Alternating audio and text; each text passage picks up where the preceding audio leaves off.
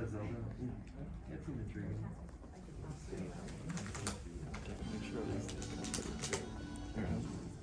Is it in the trailer?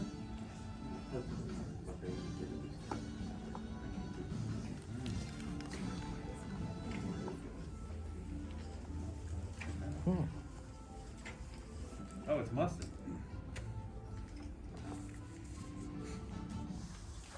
Okay.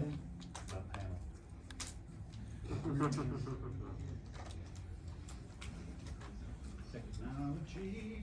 In the crowd. Okay. Flickster, I'm ready. Not quite sure if I'm getting stuff off the board on this yet, but Well, consider me bored. Let's go, buddy. I don't typically run the room. At least you got the mic up there, so Yes. you can do whatever and I'll figure it out on the fly. Sounds good. So these ready to roll? Does anyone have children? No, wow, that's amazing. You lucky devils. Children are the worst, and they do not follow directions on what you can and cannot put into the dishwasher. But on the plus side, I said, this is kind of a win, because it does give it this awesome battle damage, like broken stained glass in some old ass church.com. Yeah, but just be careful with children because they are not smart. You have to make them smart. That's kind of the whole idea. All right, welcome to my panel. I'm calling it, what is that? Is that the virus thing again? You're a virus. You don't have permission to play this. Is that what it says? Yeah. Well, 7 media objects and the presentation. I'll just hover your mouse over it and click X. You have to request access to be Mustin. Are you a fake Mustin? No, Are you really Dale Norris? Let's see. Let me bring this back over to the homeland. Spoilers. Yeah, there we go. How do I live without you? There we go. Why would it say that? It doesn't say it over here. Try launching the thing. I'm launching. This is secretly part of the panel. And then Globs emerges. Oh, okay. Oh my God, that would be It's a terrifying. troubleshooting panel. So it says request access, and I have a new follow on Instagram. Woo! Where's my thing for requested access? Oh my goodness. Now I'm ruining my freaking presentation. It's 2023. Like, we should have nanites. The daggone place over there is cash only in 2023. Like, I can go into the gas station and buy a stick of beef jerky and Magnum condoms and just tap this thing and walk out. And I have to give this lady cash for a drink. Come on, no. Request access. Access denied. Jabroni, look what is this? I tried to use my computer earlier and it did not work. But we're gonna try again. Because you never give up, you never surrender. What's that sound? That's your Discord level knowledge. That's not my Discord. Not my Discord. Actually, Discord went from F- to C+ today when they added the ability to send audio recordings. Oh. I'm so excited. Yeah. I sent my first one to Mr. Henry of Metro Metal, and he said it sounded really good. So, will you quit? Will you stop it? This one is, look, this is what we're dealing with here. Oh. This is annoying. Man, I'm already too hot for this. Gee whiz. I wanted to look cool, but I just look hot, but not the good hot. 88 degrees. And doors closed. I really appreciate you all being here. Everybody's gonna have a great time. That's the Mustin guarantee. As soon as I can get Home's technology to work. Oh man.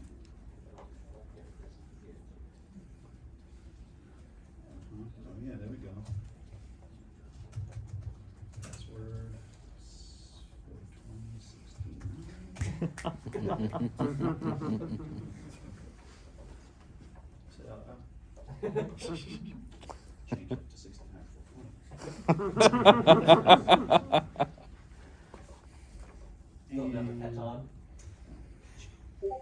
No. Bye, Discord.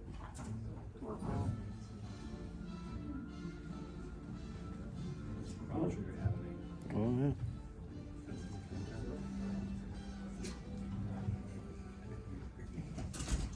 Why ain't no work?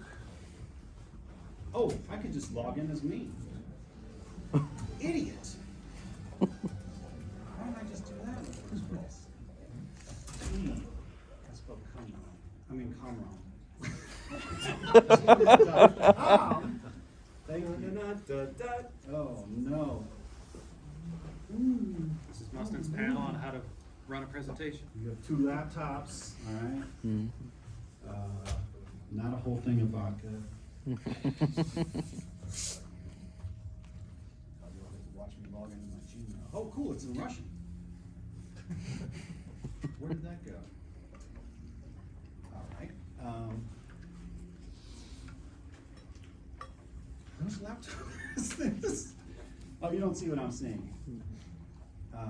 It's all in Russian. Like legit? Yeah. I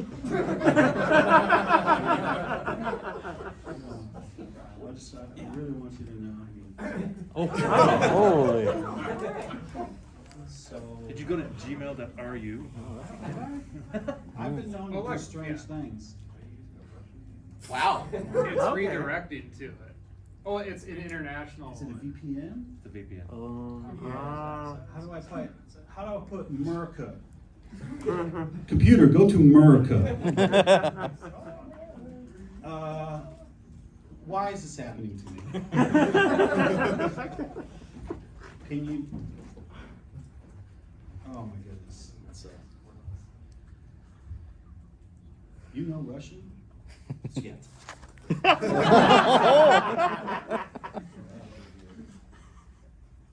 think that's gonna be. Okay. This is gonna be fun. I can't wait for this all to be in Russian. Now, why is this? This is Vaughn's Rock and roll, man. Something to tell us. Vaughn, what are you doing, man? I'm gonna get the phone. Okay. Is this gonna be in English? Oh, it's in English. Excellent. Thank you, Doc. You got it. Doc.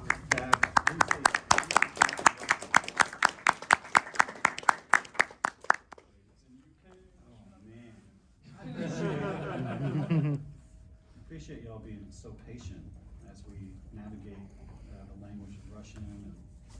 It's been a journey. So is this in the do or don't part of the? This is presentation? definitely in the don't part of the panel, and I appreciate you bringing that up because it does need to be said. Oh wait, I have to do the. Oh my Can I gosh. kill Discord for you? I will. Hold on. Oh, you got it? Yeah, I know how to do that very well. Okay. Discord, and everybody's like, "Come join my server." No, jeez, I'm done with this. Okay, hold on. There's one button. There we go. Right, and then push the F11. Resolutions. Oh boy. And then, where did my thing go? Booyah. Okay, and then we were gonna kill Discord. Drop. Oh, where are you, you purple piece of crap?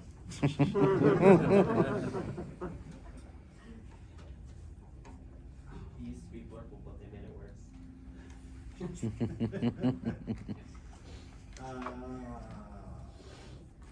You seriously gonna make me do this? Okay, fudge it and let's just do this daggum thing. And hope that the sound works, right? We were supposed to check the sound. Well, we're hearing the Discord thing, so it'll probably work. Yeah, that'll probably work. It won't. Anyway, my name is Mustin, and I am here to do Mustin the panel. I originally wanted to do a panel that was like about the history of VGM arranging in the community, but it was too lofty to bring in the 6 people I wanted to bring in and like talk about it, because we're now in the 4th generation, which is, well, it started with the of techno, OC Remix, and then it went into the band explosion, and then it went into the YouTube dweebs like Insane in the Rain and Family Jewels, and now we're in the like WTF, like you find someone on TikTok that has 100,000 followers and you've never heard of them before in your life, but they are amazing. So it's a pretty wild time to be alive. But anyway, I just took this and I switched it over. I left 2022 VGMCON last year. And I was like, how can I do this all the time? Because I just loved it so much. I want to talk to people. I want to help people. I want to have a good time, spending time with people and encouraging different ideas and just answering questions and being creative together.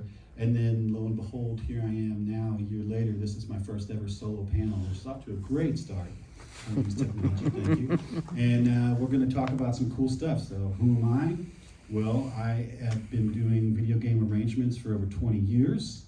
I was part of the first ever fan arranged album that was a very big nightmare. I think that it was $3,300 in international calls trying to call Squaresoft in Japan to try to make things work. The producer of the album was co-producer. The producer of the album, Stephen T. Kennedy, was probably the first fan to ever talk to Nobuo Uematsu. It was quite a journey, and because of all the stuff that we started to build, it created the need for something to come around like SoundDrop, where you can spend 99 cents, license the track. Have fun with that, because man, the stuff we went through was nuts. So you have to have somebody doing something that you can build upon, and I'm proud to be a part of that. And I also co-founded the band The One Ups, which just celebrated 20 years. Woo!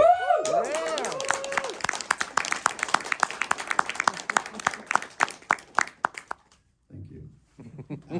So that is a huge milestone.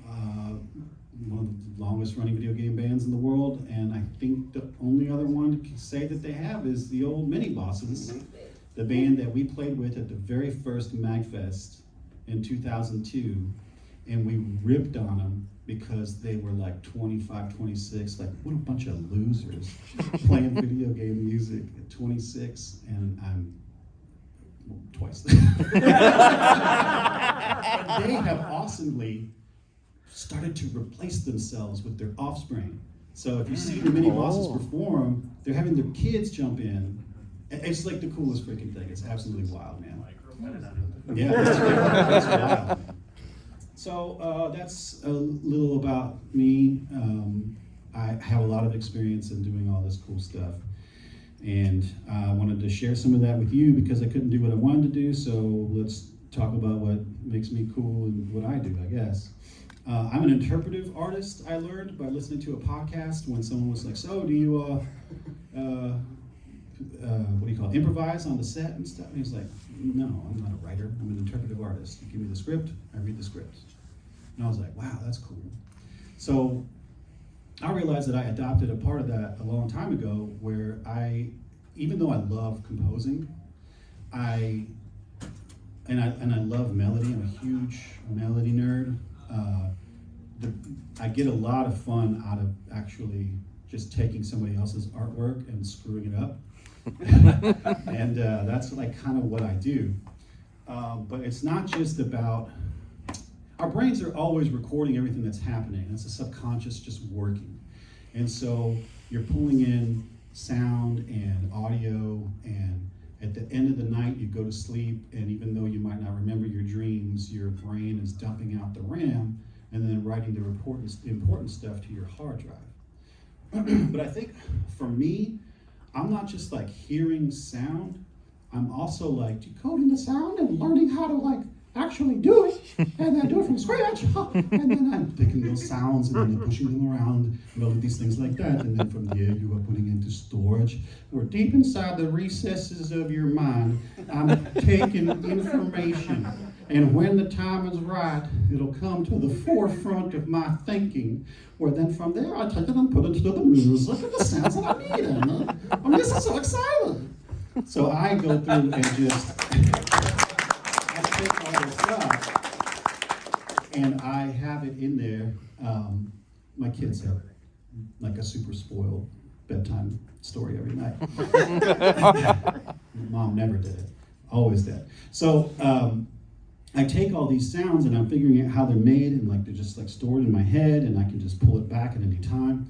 And I am using that to my advantage to make these interesting arrangements. But you're here probably talking about arrangements. There are plenty of people that are doing great covers on everywhere, YouTube, TikTok, and it's fantastic. And I can never touch any of that stuff that they're doing because I am a crap musician. I'm a great producer, but I'm a crap musician. So like the idea of doing a cover and sitting down and playing the harp or something, I'm out. But I will sit here and I'll put a harp in my computer. It'd be fantastic. So talking about arranging, yeah. So I have done a couple of covers. I don't really need to do covers. I would rather just do something else. And I think the important thing is finding what it is that you want to do. And do that the best that you can. You will do something that nobody else can do, or at least on some other plane of existence, you'll have some kind of voice that you can put forth and will be unique to you, which is fantastic. So the thing that I go to with making arrangements, I try to do something that's just completely out there. Starting with that, something that I wouldn't think of doing. And that's how I end up doing like some really bizarre stuff. Oh, come on, man. You're gonna make me push the button? What is this, 2021? You want me to push it? It's right there.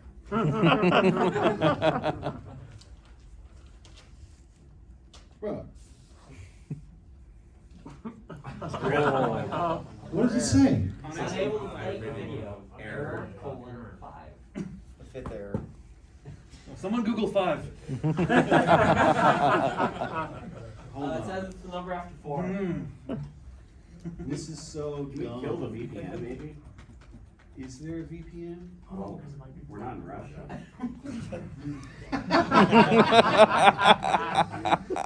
That's a good point. That's a good point. Where is the dadgum? A hardware malfunction or software bug are often responsible for the corruption of files. It's what software files. So it could be anything. Look, Hold on. This is an important part of the panel. fam. Google OC Remix Team got though. Just Okay. Is that the window? There it is. Come here. Come here. Come here. Come here. You need to turn off block third-party cookies. Turn off what? Block third-party cookies. oh yeah, you're in incognito. That might be it. What do I do? Use a normal window. But somebody else is logged into that crap. They won't be when you log them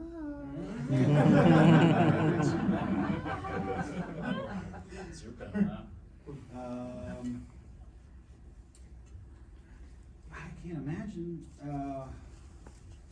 Okay, so we're going to log this person out of their own computer.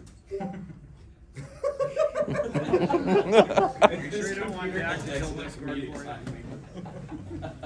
It does feel like it's part of the show. There are so many windows open. Let me get rid of this. Let's get to the bottom of this. I love how you don't know whose computer this is. Share drives. Something for the Ukraine. All right, now who's this? Vaughn, personal. Okay, let's switch to Mustin, very personal. Vendetta. You can share it with one. I did, and that's how we started the first problem. I'm just logging his ass out. Vaughn, I hope you know your password, fam. How do you log out? Is it in Russian too? You know what? I'm just gonna add myself. If I add my Google, right? Then it'll Google me. My Outlook is better. I'm telling y'all, I'm sorry about this ridiculousness. Yeah, I'm checking my phone.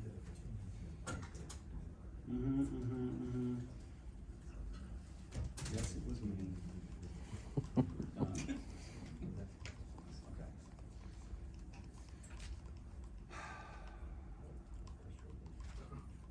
Well,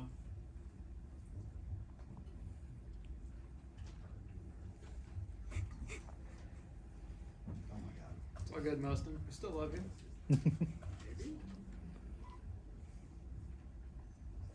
I could actually just watch this all day. This is like fantastic B-roll.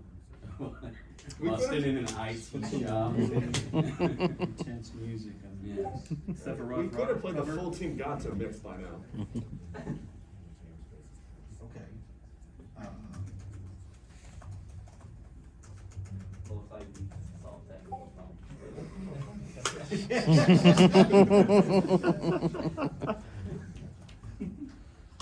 sure I don't say it.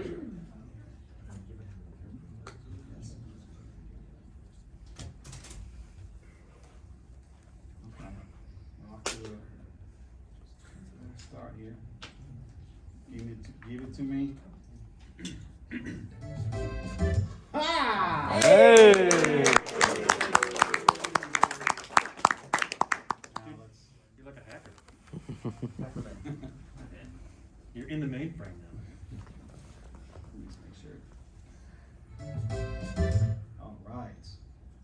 Now I have my own profile on this stranger's computer. Got him. Like weird help searches. Booyah. There we go. It's worth it. Timed out. Fine. There we go here. And now, there we go there.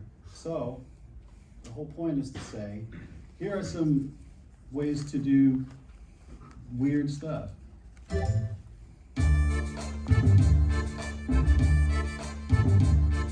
For instance, taking just 4 measures of Gato's theme.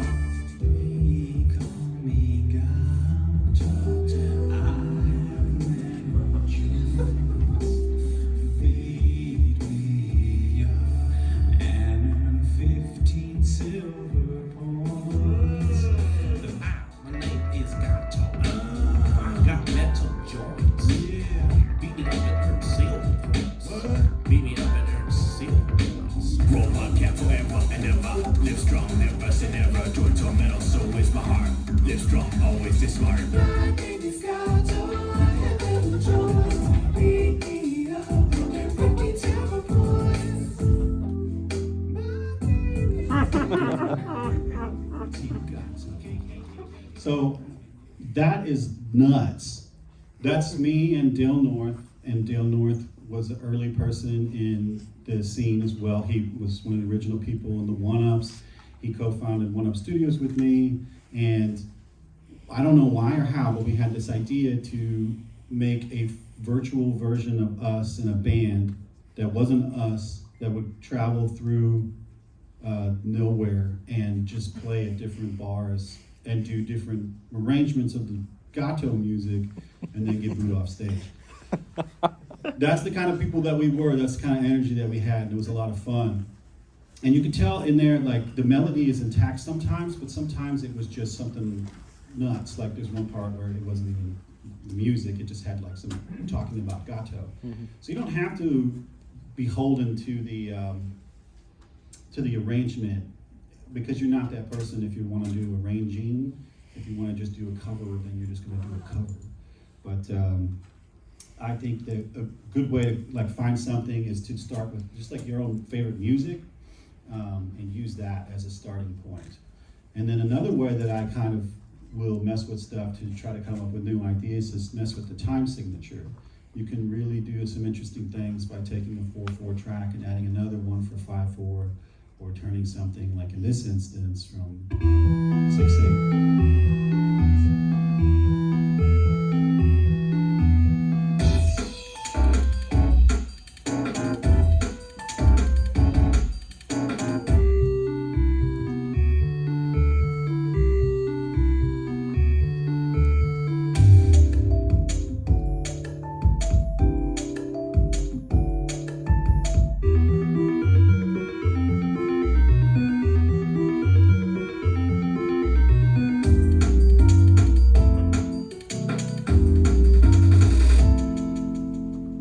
I said, don't be holding yourself to the source material. I think a lot of people would find that unrecognizable. And I think some people said that about it, but I also got a lot of compliments for doing something that was different. You know, so another thing with covers is that you can listen to any like pop artist, like freaking John Lennon or some crap, and you hear the same tune. Like, you know, there's nothing new about it. So get out there and find your own way to do it. And everything that you try and get something that you can listen to is going to make you a better arranger person. I also look for what I call an anchor. It's just like a small, like 2-bar repeating part, or like a high note that you can hang on to, or something that will cause you to start like composing something in your mind. These examples are from Celeste and Zelda, that there's this note that repeats, and when you focus on that, the other stuff kind of quiets, and then you start making your own notes around those notes. And I find it to be a good place to be creative.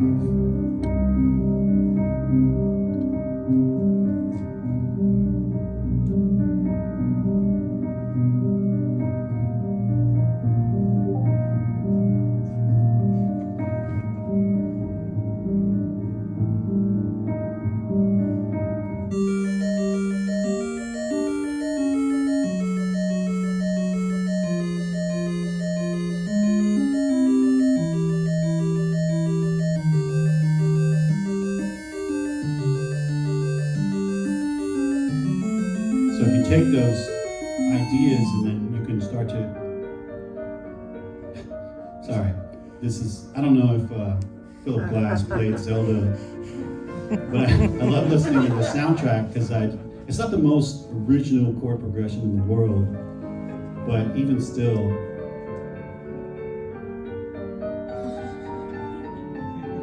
it's so Zelda-y, and it just cracks me up. Well, actually, that reminds me.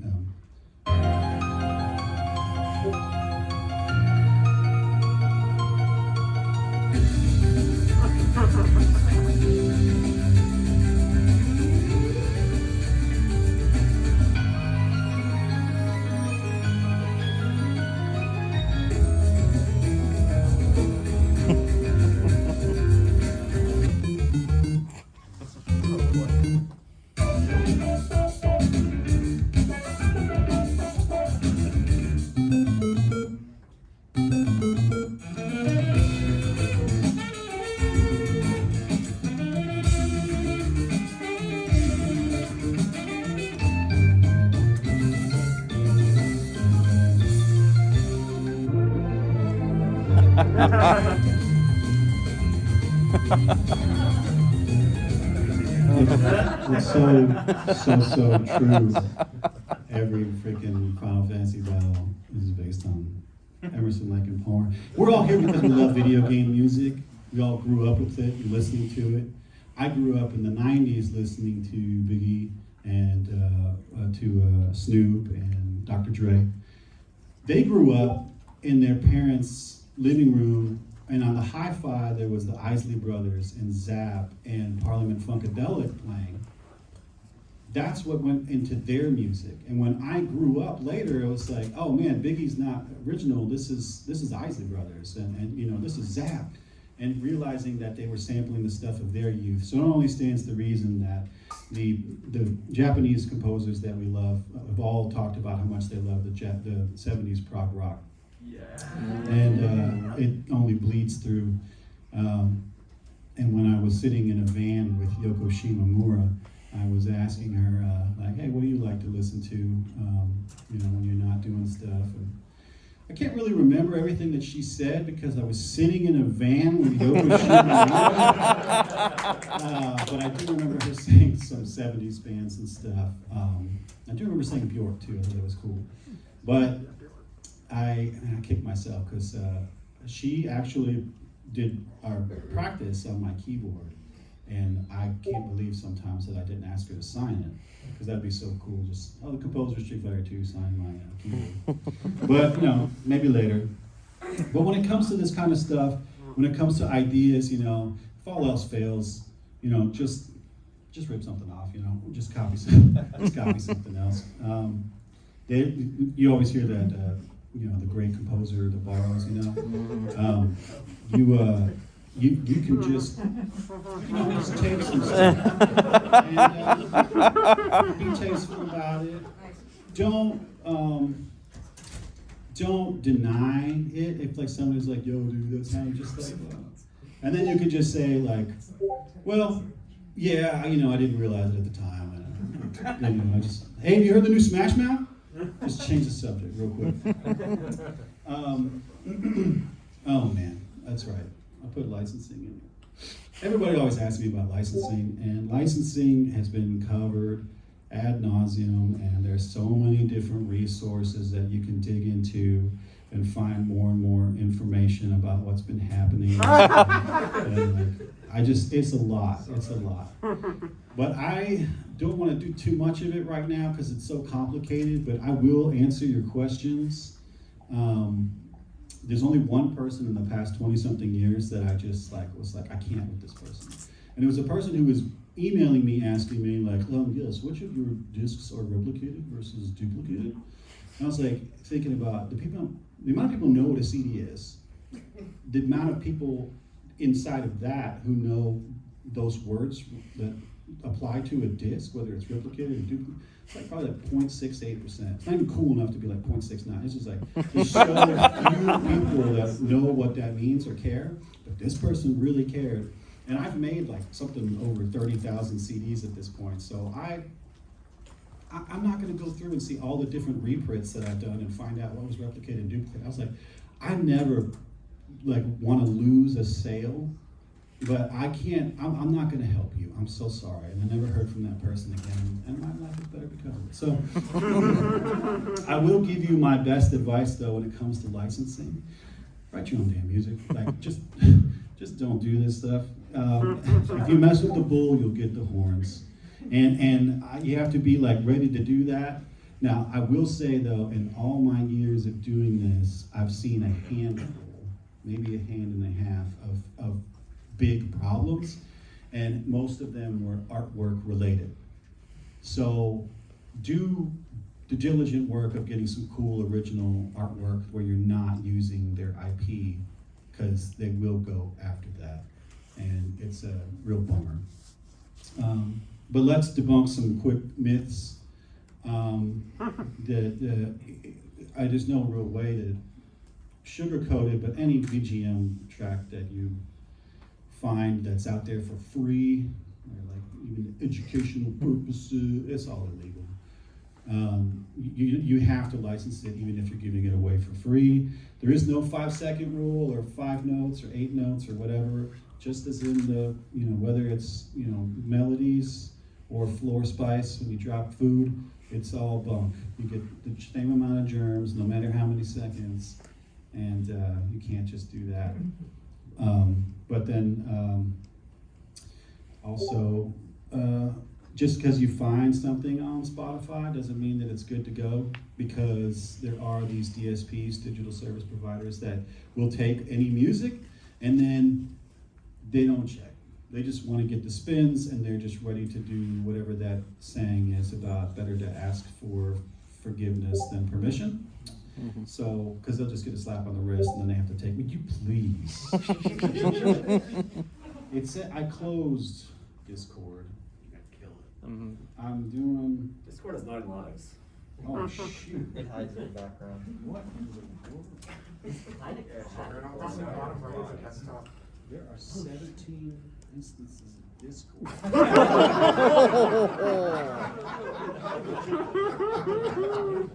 They all have, Now we're on.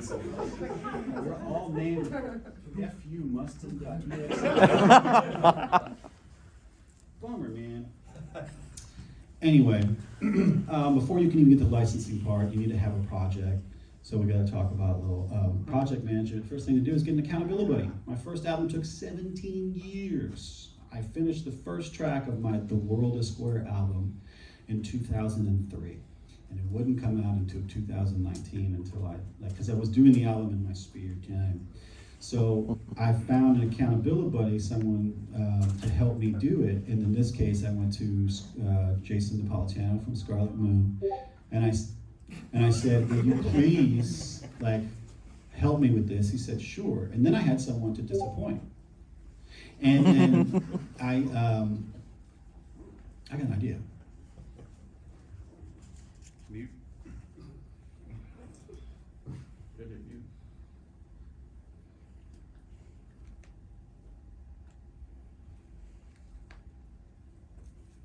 Nope. What did I do? Google Chrome Pod. Look what I did.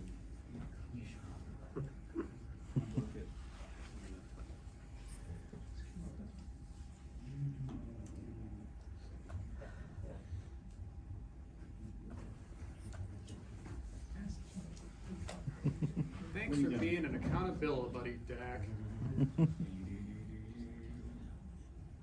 It's not there. I looked. You don't have permission. There's no blue crap. Hold on. And I looked in the task manager. Oh, it really does says F you, Mustin.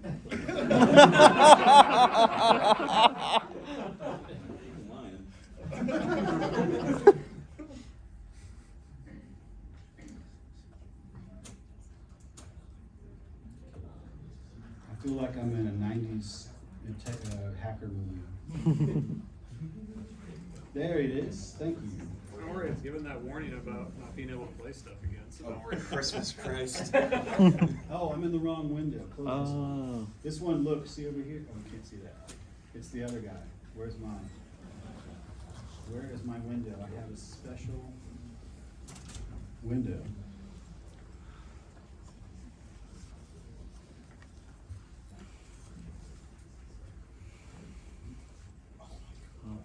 Hmm. Oh my God. What the fudge, dude? That's probably the same. Well, yep, there it is. Hmm. Come to me. Oh, hey, look, there's my jazz. What's that error? I don't think it's an error. Dismiss. Dismiss. Yeah. Oh my God. Mhm.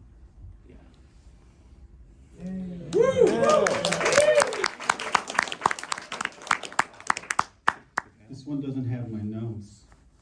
Hold on. Why is that there? This is so embarrassing. I don't know.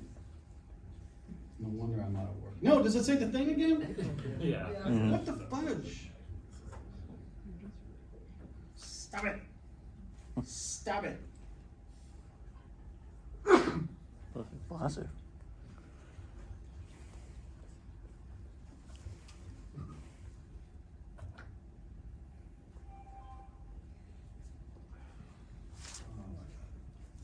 So, find someone to disappoint, like I'm doing to you right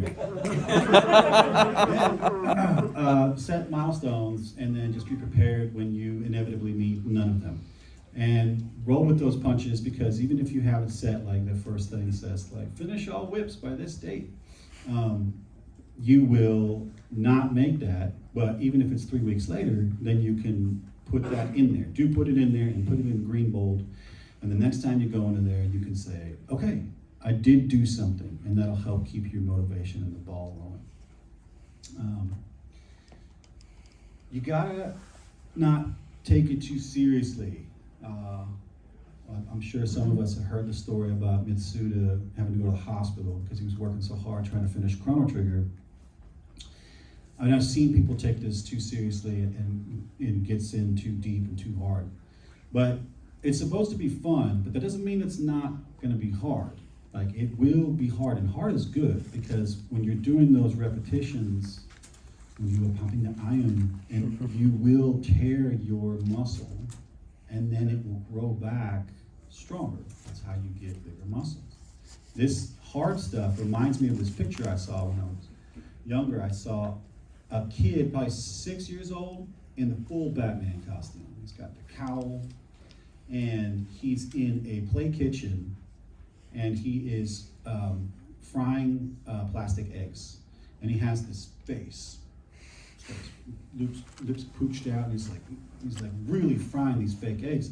And I like to think maybe because like if he gets this done and he gives it to MODOK, and MODOK will be pleased and give him a banana sticker that he can take to Mandalorian, you know, and be able to get his shit back. Like just the idea of like play being fun. But if that kid was really being like tortured and like had an ulcer or something, like that kid would not take off the cowl and go to someone that cares about him and say like, yo, I'm really messed up over here. These plastic eggs got me tripping. So just remember to not take it too seriously where you like hurt yourself, because that's a big one. But it does remind me to dress for the job that you want, not the job that you have.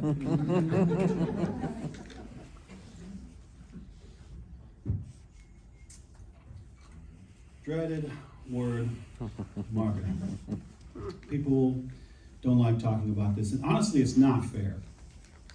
Back in the day, you artists, we didn't do this, man. The record label took care of all this crud. We just had to show up, rock out, and do cocaine.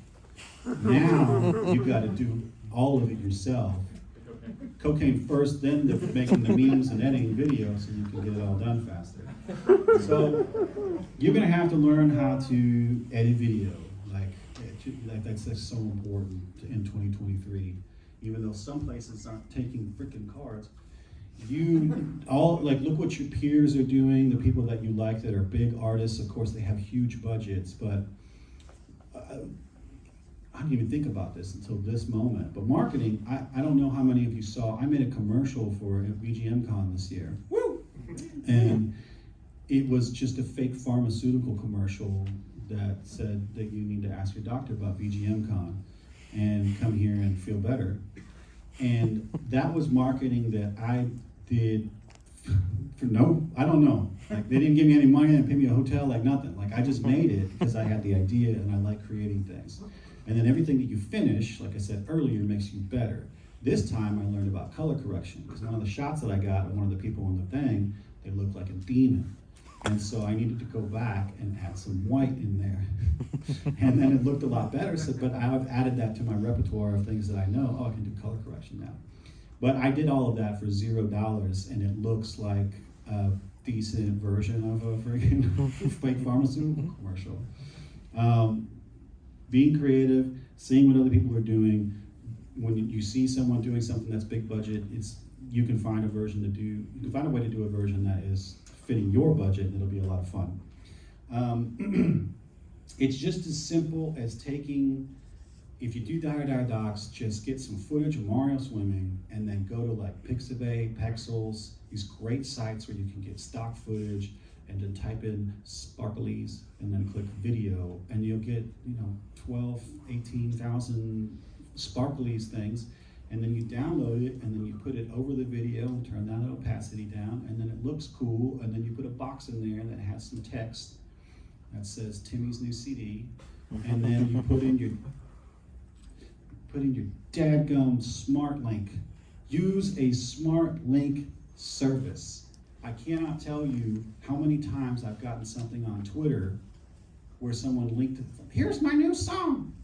It's freaking Spotify. Don't use Spotify. You lost a freaking spin. I would have listened to it, but I'm not going to go through the effort of doing all that. Doing this is so easy. It's called SongWhip. You go to Spotify, you get the link, and then you type it, and you paste it into SongWhip, and it gives you this awesome link thing where you can give it to everybody, and then they can pick whatever service they use. Because a lot of times when people do use SongWhip, and I like the jam, I hit thumbs up and it goes into my rotation. And then you're getting spins, 78% of my streaming revenue comes from Spotify. It's definitely the biggest market share, but it's not the only one, because I am not a Spotify person. I'm listening to YouTube Music. You missed me. And I actually got offered the first SongWhip affiliate program, but before coming here, and I was like, I'm not gonna do that. I just want people to use it. Like, I'm not trying to make money off of it. I have been promoting it for so long because it's so easy. It's free, like I said, but if you pay a little bit like I do for per year, I get to put in my own bio and put in my social links. And then what's great about it too is that it will almost always pull in Bandcamp. If you have it on Bandcamp and you have it formatted the same way and everything, it'll come off at the Bandcamp. But if it doesn't, and then I'll pull it up to Bandcamp to the top, and then I can change it from saying Bandcamp where it says Bandcamp plus CDs and merch. So it's at the top. You're like, oh yeah, I'll click that.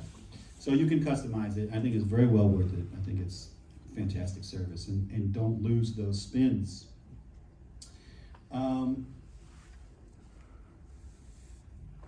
What is happening? That's right. The most important thing that you can do, you gotta brace for failure. It's gonna happen. I forgot to do this earlier.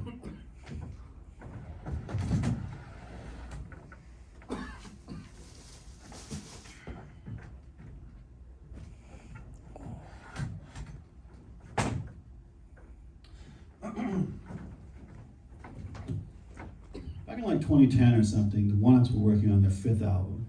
They were really excited.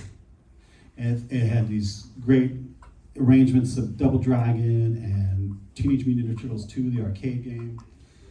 We had put on Angry Birds and Plants vs. Zombies, which nobody had really dug into the mobile market yet, so we were ahead of the curve. We were so excited. And I had found years earlier this artist named Reagan Lodge, who did these great movie-style poster art. And I said, I'm gonna use you at some point. And he said, okay, great. Well, it was years later, and I reached out and I was like, look, it's time. We were working on this thing. It's perfect. You just made me this awesome piece of work. And he's like, well, I'm kind of semi-retired. I'm like, oh, dang it. So I worked really hard, and I was like, going up in the budget, just paying out of pocket. I want this thing to happen because it's gonna be the greatest album. And sure enough, he made this poster, and it's absolutely incredible. Like, this is a freaking poster for a band's album. And it's so good. It is just like the 80s movie poster that I always wanted to have. The representation, like, these do look like us, but they are not exact, which makes it real fun, because it seems like it's a painting made by someone who'd never met any of these people. And I was so happy. So then it comes to launch time. We made our usual, we replicated our usual 1,000 CDs. And I have like probably 700 of those CDs in my house, like 12, The other 300. 12 years later. It is, I don't know what happened. I really don't. Like, even when you log into Spotify now, you'll see at the bottom, like at least 5 or 6 of these tunes at the bottom. I just don't get it. Like, there's no rhyme or reason to art. Everyone likes what they like. And this is a huge financial disaster. But if you stick to your guns, if you like don't compromise your vision, I have this poster on my wall, and every time I walk past it, I feel like a badass. It's like, that is so cool. And that is for me. I didn't make it for somebody else to try to impress them. I wanted to make myself happy, even more so than the dudes in the band. But the good news is that for everyone here in the first 4 rows, you are going home with the copy of this album. Reach under your seats right now. It is taped to the bottom of your chair. You're going to be so excited. It literally is! What the hell?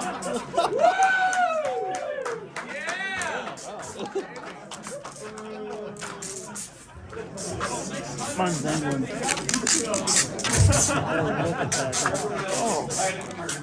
Wow.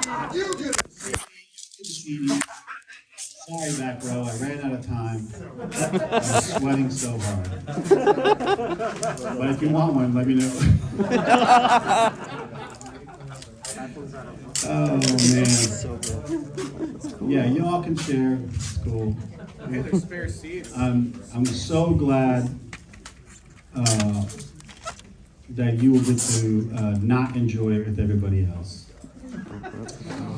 So, where does that take me? I want to do my little best production tip. Just I don't know how many people are making music, but like I said earlier, find your sound, find your thing, what it is that makes you you. That I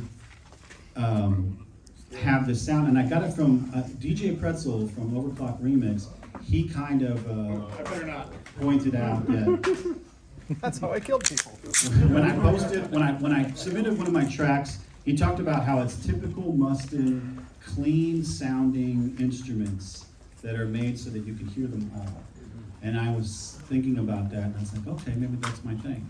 And a big part of my music is that I don't want there to be crusty, musty low end. Like I want it to be nice and thick, but clean.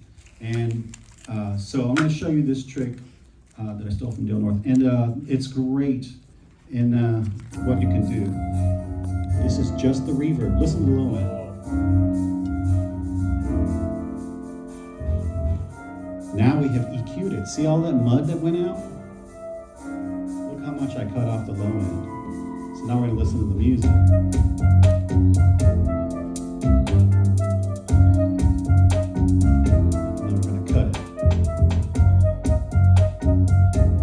Little subtle, but it makes a lot of difference, especially when you're listening in the car. And that's one of the most helpful thing that I've learned is to EQ your reverb and cut out that low crud. So that's like the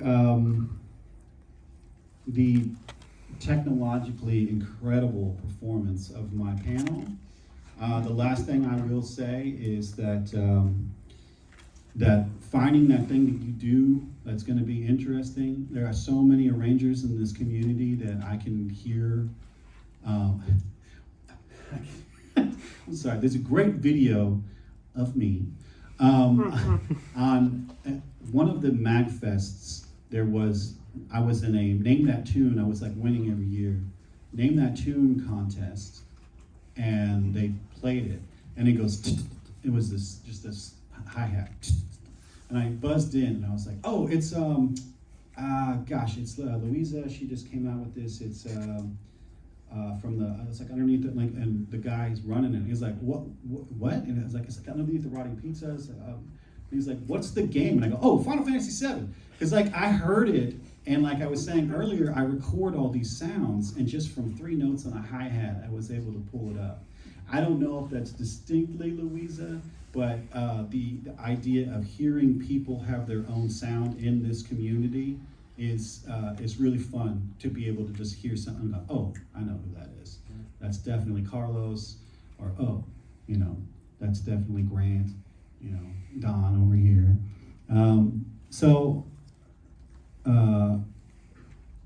I like to know that out of all the people, though, I'm doing the most nasty R&B, sexy music, and I am committing to anyone to challenge me that I have my most recent album, Mario Mixtape. I've made the absolute sexiest VGM track ever made.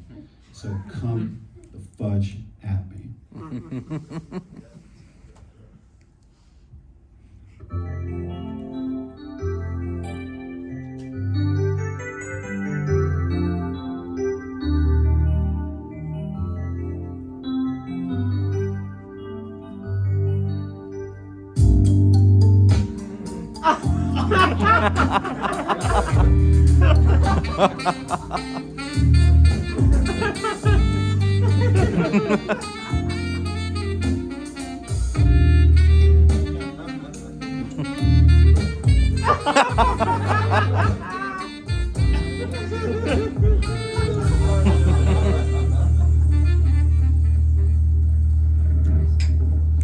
Do what you do best, okay?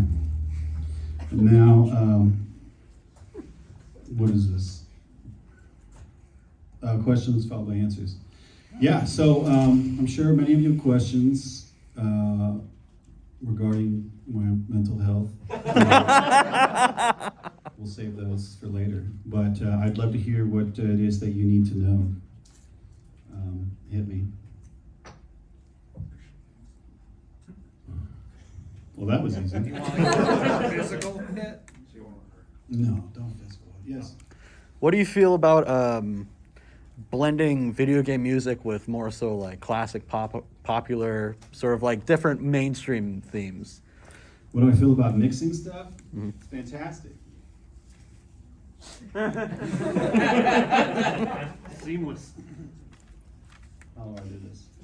Try not to laugh too much. I want you to hear. 'Cause we love doing this.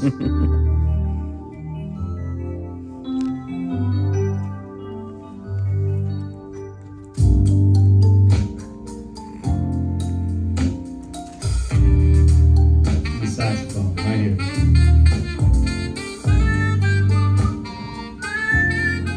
Boom, right there, right? Careless Whisper. So I love doing that stuff all the time. I thought about doing a contest of trying to figure out everything that the one-ups has referenced, but it would just be like impossible. There's so many. Obviously, we put the Terminator 2 theme into like way too many tracks. But it's fun to do those things. Interestingly enough, theology and I just both put out tracks that he did Robo's theme from Chrono Trigger. I did the lullaby, Piranha Plant lullaby from R64, and they both have Rick rolls in them, straight up. So I think it's great because it's whatever you like. It doesn't have. Sometimes I would get kind of purist about junk, and I'm just realizing that's real like dumb gatekeeping behavior. Like, no, this can't have a saxophone. It's a classical piece. And that's just not helping anybody. Do whatever the fudge it is you want to do. Because somebody else out there is probably going to think it's cool, too. Yeah. Yeah. Yes, sir. So where are you going to be in the next 20 years? Where am I going to be in the next 20 years? I would like to be traveling around and speaking like this. I would like to be able to consult in maybe classes of some kind. I don't think the one-ups will be around, but I do hope that at next VGMCON that I can bring the Mustin show and be using a lot of cool kids from the community to play an actual band. And that is going to be great because I'm going to play, my Perfect Strangers theme is well known. I would love to be able to play that live. And I will play Kiss from a Rose at every show. So it's going to be really just kind of getting more into everything that I like to do, if and when I do that, hopefully soon. Don't get paid for snacks with cards or nanites. How do you start an arrangement? I don't know exactly what your process is, whether you just start jamming and say, oh, this sounds like this, or if you just go and say, I want to remix this song. How do you start that process? How do I start the process of arranging a piece of music? It's going to depend on where it comes from. So if it is something that's assigned, if it's something that I just wanted to do for a long time. There are pieces that are kind of my white whales. I have not been able to make an arrangement of the Hall of Champions from Dungeon Master. It's a Super Nintendo game, and the track is so bomb. I love it so much, but because I love it so much, it's so hard to do. My latest album, the Mario Mixtape, it has 12 tracks that we pared down where it was my son who executive produced it. So he picked out all the tracks. So I was stuck with him telling me what to do. And I had a hard time on some of his requests because I didn't really understand. I'd never done a lot of these musics before. I did reggaeton, I did electro swing, I did trap music with freaking drum corps. So I just dork around on the keyboard until I figure something out. Two things. One, New Super Mario Brothers, I couldn't really figure out what to do. It's so happy and fun. But one thing I did do was find those samples. Because if you know New Super Mario Brothers, it has that blah, blah, and all the little dudes dancing. I went and found the original sources of those and was able to pull it, like I was on some sample CD from the 90s, and was able to use that and use those, so I didn't have to pull the ones out of the Nintendo game, which would have got me in trouble. I actually went to the source files, which was fun.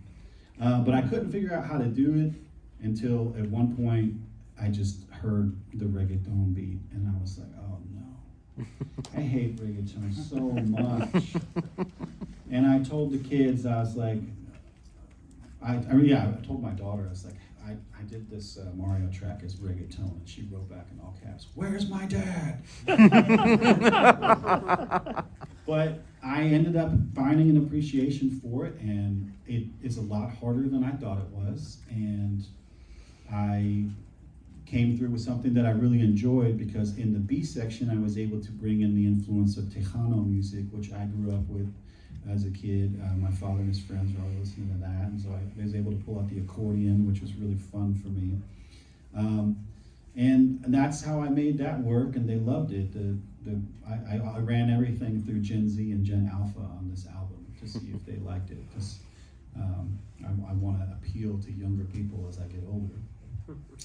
And then when I was doing Dr. Mario is the only track on the album where I picked it, and I did what I wanted to do. And if you'll notice, it's the only track on the album that has a unique name. Otherwise, they're just named the track that they were on the game or soundtrack. So I was doing Dr. Mario. The only reason I got there, though, is because I was trying to do the reggaeton one, and I was playing this keyboard, and then I realized, oh, this is like the Doogie Howser keyboard, and I was playing it and doing Dr. Mario, and then I ended up adding the Doogie Howser into it, and I was like, holy crap, I'm doing Dr. Mario and Dr. Doogie Howser. And if you don't know Doogie Howser, it's an old TV show from the 90s where Neil Patrick Harris was a little kid doctor. And then I was telling my buddy Brentalfloss about it, and he's like, oh, okay. And I said, yeah, I've got these tracks. I'm doing Dire Dire Docks from Mario 64, and I'm doing Mario Galaxy. And he's like, oh, you got to call this Dire Dire Docks. And I was like, and then when I realized it was no K, I laughed for like 7 straight minutes. I got 2 tracks on my album called Dire Dire Docks, but they're spelled different, and they mean 2 wonderfully different things. So that was another mix of adding popular culture music into whatever it is that I'm doing. But then the stuff that I pointed out earlier are kind of like tricks. If I really need to get going, I'll mess with the time signature. I'll just do the first crazy thing that comes to mind.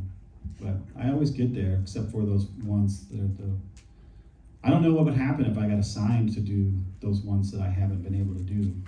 I think it would break my brain. Darkwing, yeah. Darkwing. Yes?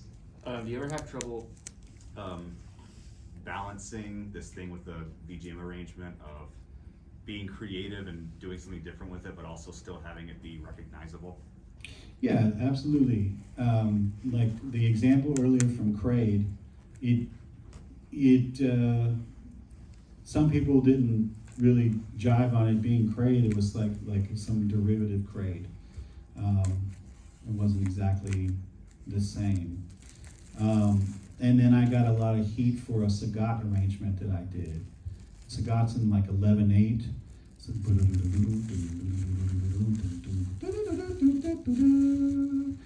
And I turned it into this really mellow Sade style, like slow jam. And instead of doing that, I have the melody goes. Like, but if you put the real melody on it, it fits perfect. I don't know why I was just being such a jerk and not doing what it was supposed to be. So there are times where people are like not so into that. But I'm lucky enough to have so many people that have been following me for so long that they usually will get in the same warm water that I'm in. They're like, this water's nuts. And I was like, yeah, my nuts are in it. So we're cool. You can listen to this music and it'll be fun. Yes. What are, you talked about accountability buddies earlier. What are the deadlines that you clear with that accountability buddy first, right? How do you organize between yourself and? So how do you find a way to work with your accountability buddy? I would say that you lay out your vision, and it doesn't have to stay that way. You don't have to be stuck to it. Ideas and stuff change over time, and it's totally cool. But say, for me, I was saying I'm making a Squaresoft era album before Square Enix. I'm doing Chrono Trigger, Secret of Mana, Final Fantasy IV, Final Fantasy VI, and I want to keep it pretty chill. And he was like, okay, well, how much do you have done? I was like, I got this much done. Okay, well, when do you think you can have this much done to finish up this part? I think I can do it by this day. And then you just have this stuff and having a document that you can look at like every day and say, okay,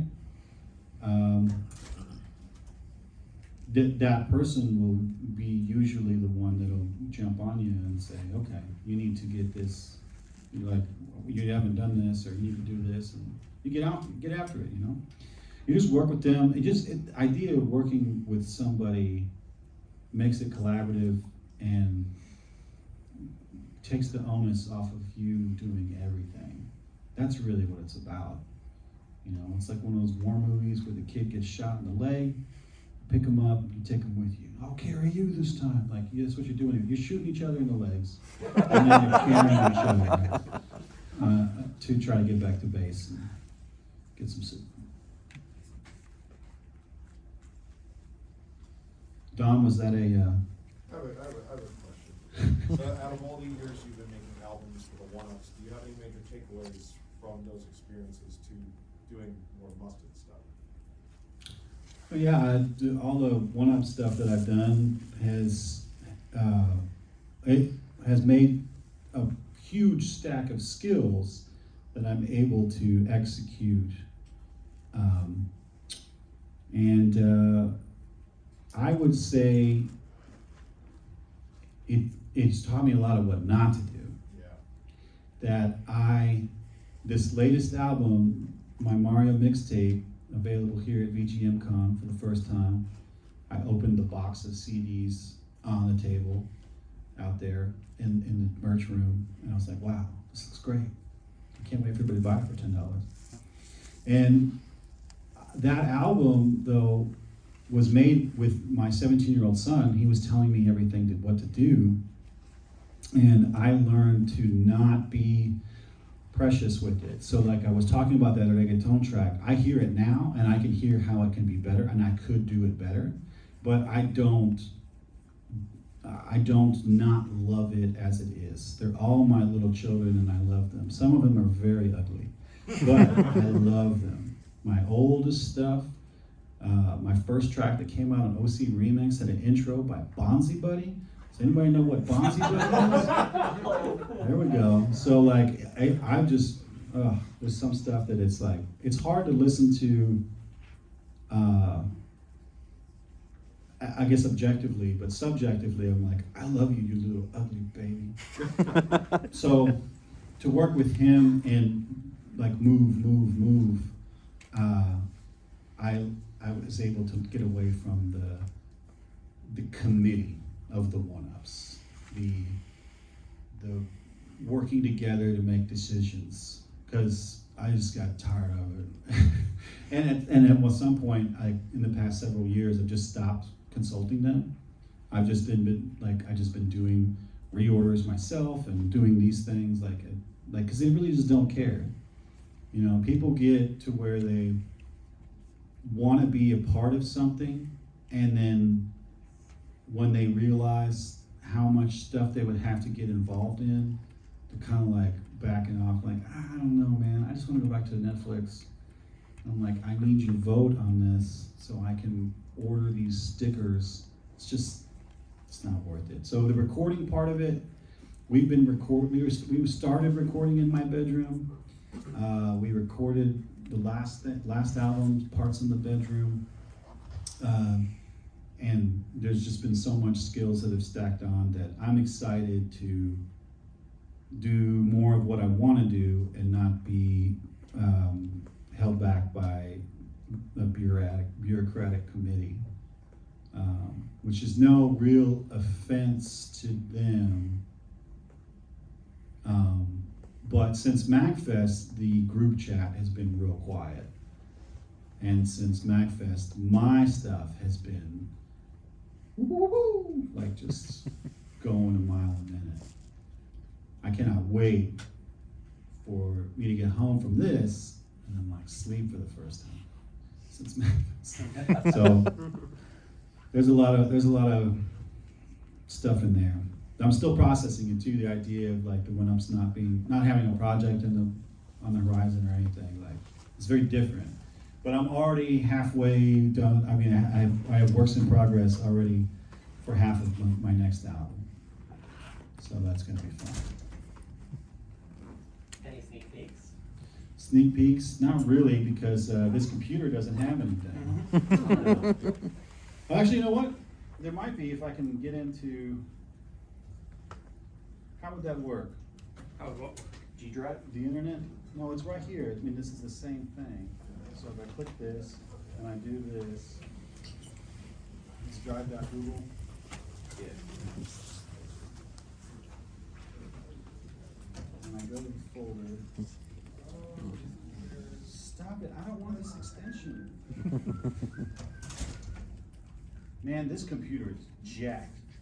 Everything is freaking spam or Russian. Or Russian spam. Oh, I should type drive.google. Well, I'm not doing well today. But I do hope all of you enjoy your incredible CDs. I was setting up another thing I talked about, like you got the marketing thing. And I have taken a long time, but I finally have gotten the help I needed to figure out streaming. So like with OBS and all the stuff and the stuff that I need to stream. So I did do a stream for 2 people one day and just trying to like figure it out and make it work. And I found that when my dorking around, I made a version of Crade.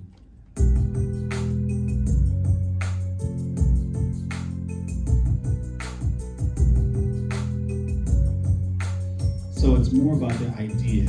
It's not gonna sound like this, but like, okay, I can turn Crade into this slow hip hop, and then I'm gonna go back and actually learn the parts of doing the arpeggios and all that stuff, and it'll be cool whenever I jack around with it. And then one thing that I added this time that I'd never done before is I was making hip hop because I'm supposed to work with some hip hop artists, and then I just used acapellas online. I don't know why I never thought of this. So I just started putting other people's rapping into my music, and it made it sound pretty cool.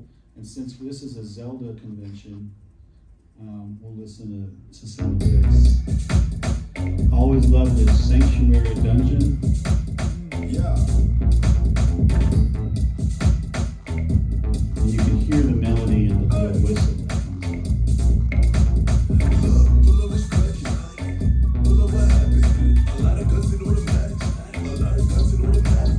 It's just something different and simple, and because the vocals were in there, it was easier to add variety. Because there's places where the vocalist stops.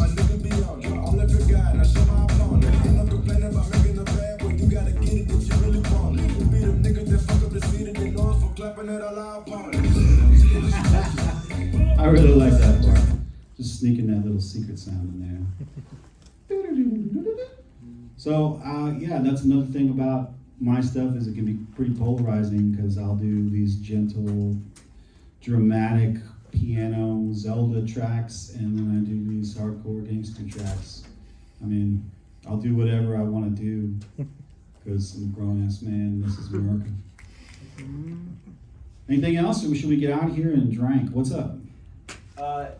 So in like retrospect with this album, what would you have done differently marketing wise? I'm sure you've probably given that like a lot of thought, like how could I have, you know, because I mean, it is objectively, it's one of my favorite albums, and I think like the tunes are really, really good. So what went wrong? What didn't line up there? I don't really remember too much about the time around it with the marketing aspect, and I don't know. That might have been in our great hubris of thinking that we just put it out, people would buy it. So there might not have been any marketing, and that might have been the issue with it. So I can't really speak to it too much. I do know that now I would do what I've done with the Mario mixtape. I've gotten better feedback on that album than I've ever had on something here at VGMCON. I've put out so many one-ups albums and all this stuff, but I've never had so many people come up to me and talk about how they like the record. And I think that is the direct help of my 12-year-old daughter making those funny memes, my 17-year-old son interviewing me and cutting it up and putting it on all of our social media, using TikTok for the first time and putting those videos up of him shoving his phone in my face. Every video, I changed clothes. We did all those in like an hour. I changed clothes, and then the video, I'm watching something that's relevant. So like when he puts the Mario Galaxy thing in my face and it's the airship, then on the screen, I was watching the drum corps, like the Blue Devils or something, practice while I was typing random letters into my Excel doc. And having that stuff, like when he did the Delfino one, there's a group, I can't remember their name right now, but it's a swing, electro swing, and it was a big influence on what I did for that Delfino track. But anyway, all that stuff, I would definitely do stuff like that because I see now, and I can't wait to go home and tell those kids, because like, I've never had the response that I've gotten from this, so that's very exciting. So I would definitely want to do, I don't know, maybe I can. Honestly, I don't know if anybody ordered anything. Every freaking order for the past like 14 months, like I'm just like, hey, there's a bonus CD. I gotta get on my house. So I had this great idea. I'm gonna bring them to VGMCon and I'm just gonna tape them to all. I got so sweaty in here. It was like 2 o'clock, or no, I'm sorry, it's like it was like noon. I came in here and I set up, and when I got to the last row, I was just like, I don't punish the last row for not sitting up closer. But I had no idea that it would be such a great turnout, and I feel bad. I don't have the CDs with me, but you can always ask me. I will definitely give you one. The ones that are for sale in the merch room they match all the others. They're the slim ones. They do have a little insert. I always try to have a little insert in there, so it's not just, but those are great. Look at it, man. It's a well-made disc. It looks professional. You put it on the store at Target. Yeah, it's ready to eat. Did you get that officially certified? Oh, totally. Yeah, I got that officially certified. You know it. But I think that is time, right? Tree fitting? Yeah, let's do that. If you, like I said in the thing, what the hell is that? If you have any questions at all, licensing, you want to know about the arranging or anything like that, do hit me up. I except for that one CD weirdo, I answer everybody, and I have some great pen pals out of it too. It's a lot of fun. So enjoy your crappy CD, and thank you so much for coming. I really appreciate it. I'll be here all weekend. Woo!